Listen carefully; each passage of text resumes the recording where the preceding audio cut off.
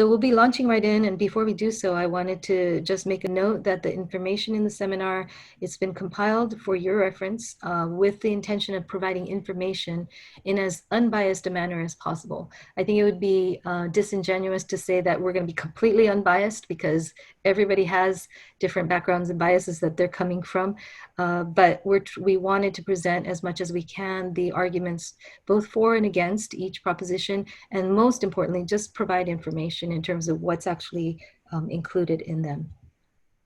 So we're going to go into Proposition 15 from here, and I'm going to be handing this over to Philip Finn, who is one of our associates. He has decades of experience in construction management and also real estate, residential and commercial real estate. So I'm excited to be able to have him present this for us. So I'll hand it over to Philip.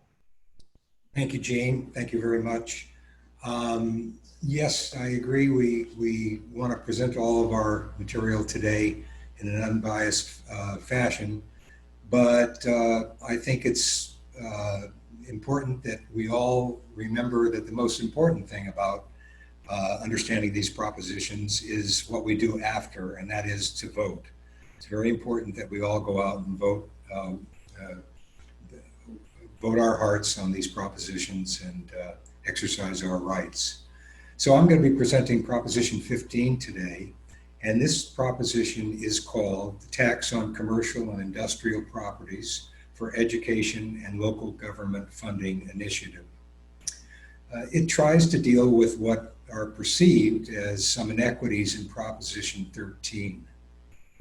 So just a quick review of Proposition 13. It was enacted in 1978, and it decreased property taxes to a maximum of 1% of the 1976 assessed value for all real estate property, and all is the key word here in this line item. It restricted annual increases to assessed value to an inflation factor not to exceed 2% per year, and it prohibited reassessment of a new basis except in cases where ownership or new construction, ownership has changed or new construction was done on the property. So Proposition 15 separates how commercial and industrial properties are to be taxed from certain residential properties. So again, Proposition 13 said that all properties would have the same assessment, and Proposition 15 is saying let's break out commercial and industrial properties from certain residential properties. This is also known as split roll. Commercial and industrial properties will be reassessed to market value under Proposition 15. Reassessments will be phased in by the tax year of 2022-2023, and reassessments will happen no less than every 3 years thereafter. So some residential properties will also be reassessed to market value, and to understand which ones, let's look at the definition of residential. They include single-family homes and multi-unit properties, would be like condos and townhomes, multiplex apartments, and so forth.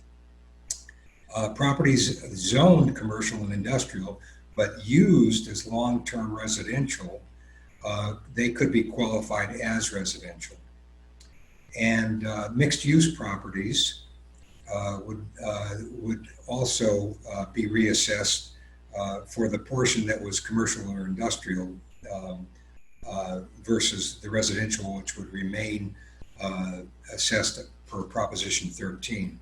So an example of a mixed-use property would be like retail shops on the ground floor and of a development, and residential on the floors 2 through say 4 would be residential. We see those kind of developments happening all around us. So the reassessment would occur for the retail on the ground floor in that case. For mixed use properties, also legislatures, they may exclude mixed use if 75% or greater is used as residential. So if, say, 80% is residential, it could come to pass that the entire property would be would remain on Proposition 13 as far as how the property was assessed. As some commercial industrial property owners, they might try to, if they have higher taxes, they might try to pass it on to their tenants. So Proposition 15 further says that properties with greater than 50% business occupants would be reassessed to market value. And that would be delayed, though, until the tax year 2025-26, and that so that would be phased in later to give those tenants where if they were passed upon past the through their leases or what have you, if they were past that increase of the landlord's property taxes, they would have time to look for other leasing options and not let that happen. There are exemptions for small business, tangible personal property from taxes, and up to $500,000 in value for non-small businesses, tangible personal property. So we have to look at the definition of what's a small business. And it must have fewer than 50 full-time employees. It must be independently owned and operated. So as an example, a franchise would not be considered a small business. And it must own real property in the state of California. There are exemptions to Proposition 15, and they are properties whose business owners have 3 million or less in holdings in California. In that case, they would be exempt from Proposition 15. And exemptions for businesses, home offices, home-based businesses, and short-term rentals. An example of a short-term rental would be like an Airbnb. As far as revenue distribution is concerned, the funds go first to the state to supplement lost revenue due to the 2017 income tax cut that was that occurred, and then next to the counties to cover costs of implementing this measure, and finally the remaining funds, 60% to local governments and special districts, and 40% for educational, further broken down to 89% to the school districts and 11% to community colleges. So there are arguments for and against this proposition, and the arguments for is that it's projected that $6.5 to $11.5 billion in new funding for local governments and schools, and it's assumed that it will help level the playing field where big corporations benefiting too much from Proposition 13 because their properties are underassessed properties, underassessed properties, and it has provisions for small businesses to allow phased-in period. That's what I spoke of earlier, 5 years, so that they can find better leasing options. So the arguments against is that it can hurt tenants who actually pay the landlord's property tax through their triple net leases. And